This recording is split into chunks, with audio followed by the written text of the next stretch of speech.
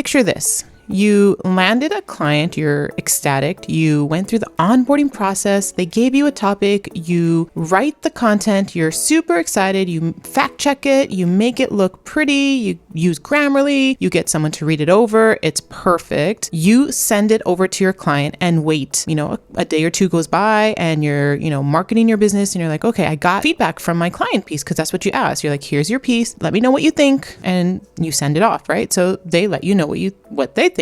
And surprise, surprise, they tell you that they ran your content through an AI detection tool and it is coming up as mostly AI written. You're shocked because you wrote it. It's 100% written. What do you do in this case? Unfortunately, this is happening more and more often with freelance writers. This example is from one of my students in Write Your Way to First 1K. And I want to go through the process of this idea of what's going on and how you can ensure that your content is valid, that it is 100% written and that they believe you. Okay. The first thing that I do when I land a client is once I have the content piece, the title, I do my research around it and I create a outline. So here's a snapshot of one of my outlines. I gave it to the client and they added notes so you can see where they highlighted things. But what I try to do is I try to make my outline like fleshed out. Not only do I give them the subtopic and the examples, I try to tell them what I'm going to be doing. So like the 3-step approach to Instagram and influencer marketing. I have, use strong visuals to represent your brand. I tell them that because of that, it's good for unboxing videos. I give them some examples and then I see if I can show screenshots on my iPhone using the InstaShot. That's something that I want to do. And so I'm going the extra mile for them. And I put that in my outline. It's something for me to remember, but for the client to see like, look, she's going that extra mile. For crystal clear messaging, I write exactly what I mean. It means that it's conversational. It directs and moves the user down the purchase journey. It aligns with their target customer. Those are the things that I'm going to be talking about and give examples, exactly what I'm saying. Those things that I put in my outline, it's not just my 3-step approach and then just use strong visuals, crystal clear messaging, and create FOMO. I flesh those out so that the client knows that these ideas are mine, that they don't need to question it. Now, of course, there are writers out there that will use something like Jasper AI. They'll use ChatGPT to give them these ideas. And it's up to you. You can make your outline as all generative AI, but give it to the client and let them know if they approve it or not. I would definitely gain some ideas if I was going to use ChatGPT, and then I would infuse my own things. I would go out and find those, those examples. Smart Suites is an example, and I clearly put Smart Suites as the example. So I did my due diligence of finding those examples myself and listing them there. All right. So that's what you want to do with your outline, is to flesh it out as much as possible and get approval from the client. The second thing that I'm going to do to ensure that clients look at my content and realize that it's not AI written is to add a lot of examples and, if possible, subject matter experts. All right. This is important to set your writing apart. So for example, I source this from Twitter and I write all about it. Jenny is a social media manager. She is a subject matter expert that I can use for my writing to make it more authentic. I grab this tweet and I talk about it all right here. I also reached out to my other clients and their social media team to answer some questions, and I was able to get that from Zapier. So these two things make my content highly authentic and human written. All right. So that is the number one way that I show clients that I am writing these things factually and I am sourcing these examples. If the client comes back to you saying that it was AI written, this is where you can tell them, well, look, I spent the time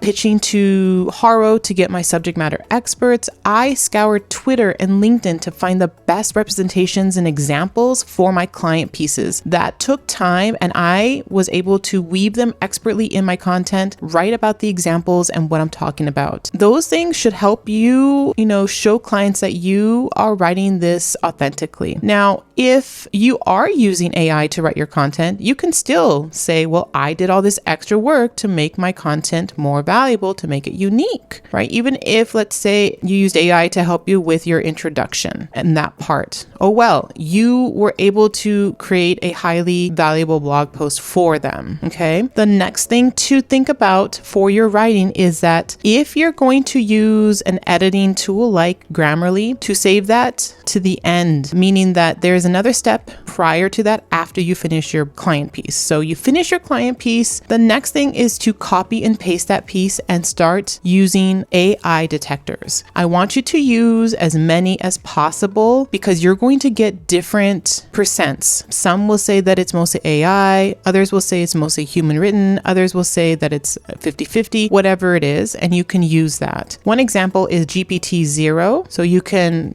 put your content here. So this is a client piece of mine right here, and I'm going to get the results. And it says that it's likely written by human. Great. I'm going to do the same for Originality AI. And this one says, again, 54% AI. Do you see? And 46% original. I wrote this post, right? I'm also going to go to this one now, right? 90% human written. So as you can see, each detecting tool has different percents. This is what you want to give to your client. You want to say you use the content at scale detector, and this is my result. I used Originality AI, and that's my result. I used GPT-0, and that's my result. And any other ones that you know of. I would also run your piece through Copyscape. So if you go to Copyscape, I use this, so I have a subscription. I would paste it in here and then run my search, and there's no results. And I would put that, I would put Copyscape came out, with no results for plagiarism. So I would tell them that I ran it through Copyscape. I would give them my Grammarly score. So after I've done all of that, I'd give them these scores,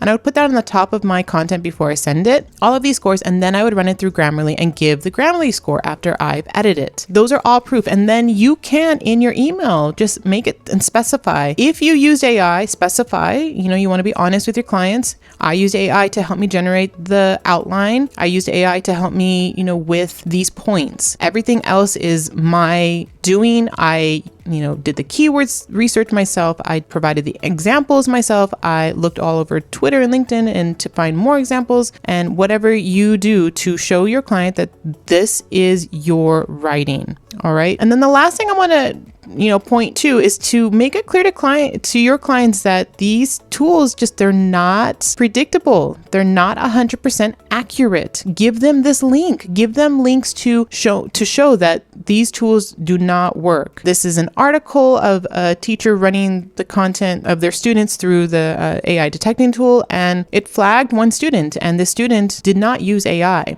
So it's things like that where you need to let your clients know that this is not all a perfect science right now. If they want content from you, give them as much information as possible so that clients don't look at your writing and think that it's AI written. I mean, if you look at my content on WordTune here, you can see that this is not AI written. I give an example right here and I talk about it. Social media manager Jenny Fowler knows the truth about all repurposed social media content. While tweens and teens post without a care in the world to social media, creating a well thought out content for social media takes time, because that's what she's talking about, time here. So I'm tying my examples to my writing. I pull quotes from people, again, that I asked Zapier's communication team. So Alexandra answered for me these questions, and I use them in my post. All right, these things is what's going to help your client look at the value that you bring. They might think like, okay, well, if she's using AI for some parts, at least she's structuring this content to make it well thought out, to have authentic examples, to flesh out those ideas and things like that. All right. So hopefully that helps if